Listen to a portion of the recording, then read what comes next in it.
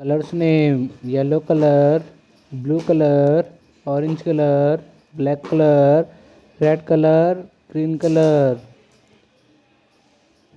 Red color.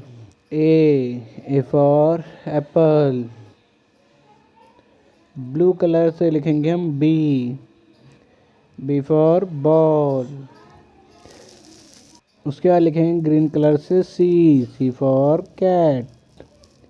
उसके बाद लिखेंगे ऑरेंज कलर से डी फॉर डॉग। अब लिखेंगे E for elephant. F for fish.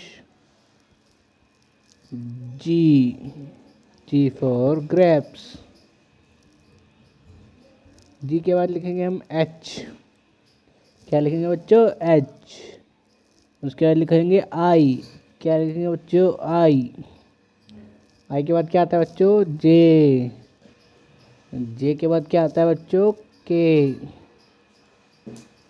के बाद क्या आता है बच्चों? एल फॉर क्या होता है? Lion.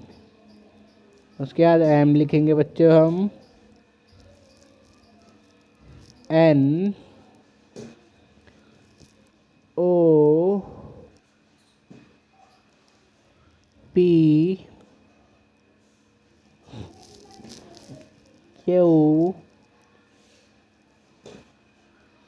Are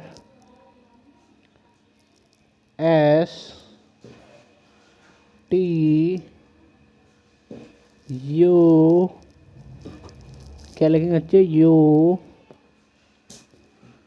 we W X Y Z.